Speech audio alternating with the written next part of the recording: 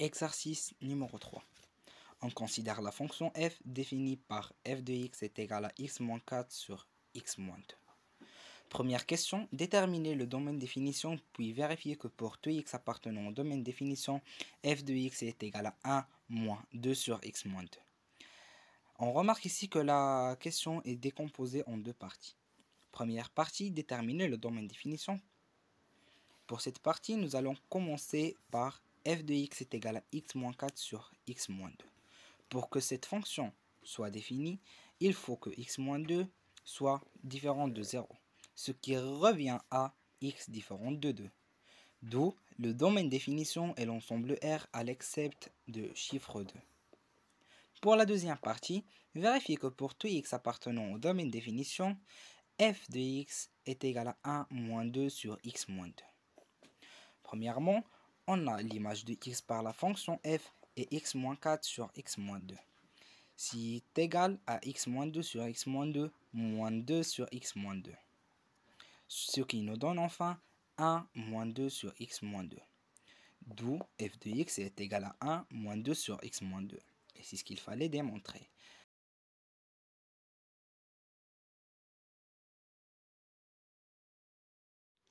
Pour la deuxième question, dressez le tableau de variation de la fonction f.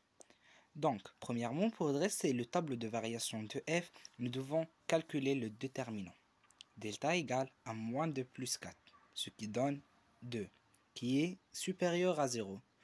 Donc, f est croissante sur les intervalles moins l'infini 2, union l'intervalle 2 plus l'infini.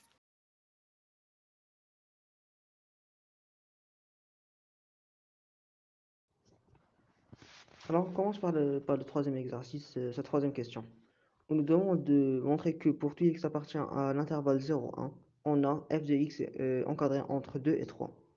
D'après la dernière question, la deuxième question dans cet exercice, nous avons montré que f de x est croissant sur l'intervalle moins l'infini 2, union 2 plus l'infini. Ce qui signifie que f est croissant sur l'intervalle 0,1. Donc, f conserve le sens de variation. C'est-à-dire, f de x est encadré entre f de 0 et f de 1. Ce qui signifie, si on calcule, f de x est encadré entre 2 et 3.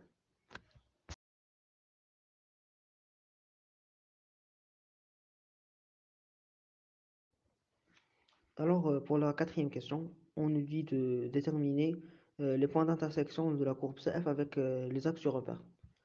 Alors, pour déterminer l'intersection de CF avec l'axe des ordonnées que nous allons nommer A, on peut tout simplement les en tirer en calculant f de 0. Alors f de 0 c'est égal à 0 moins 4 sur 0 moins 2, ce qui est égal à 2. Donc A est de coordonnées 0, 2. Et pour trouver les coordonnées du point B, l'intersection de CF avec l'axe des abscisses, nous allons les en tirer de l'équation f de x égale à 0. Donc, c'est x moins 4 sur x moins 2 égale à 0. Donc, x moins 4 égale à 0, x égale à 0. D'où les coordonnées du point B sont 4, 0.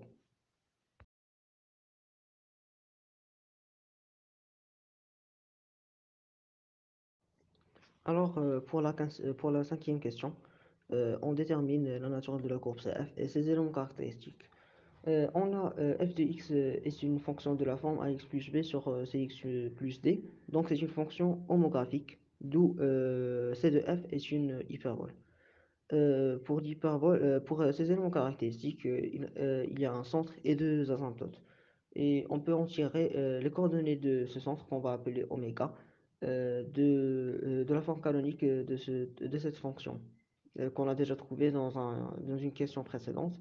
F de x est égal à 1 moins 2 sur x moins 2. Donc oméga est de coordonnées 2 et 1. Et les asymptotes des deux droites qu'on va appeler D1 et D2, tous les deux passent par ce point oméga.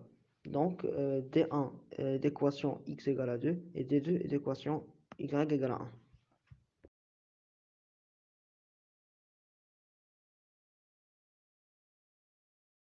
Alors pour la sixième question, nous allons dessiner CF. Premièrement, nous allons commencer par placer le point oméga et de dessiner les deux asymptotes. Et puis nous allons déterminer des points simples à dessiner, simples à trouver, et puis dessiner la courbe. Les points que j'ai utilisés pour dessiner cette courbe sont des points de coordonnées moins de 1,5, 0,2, 1,3, 1,55, 2,5 moins 3, 3 moins 1, 4, 0 et 6, 0,5.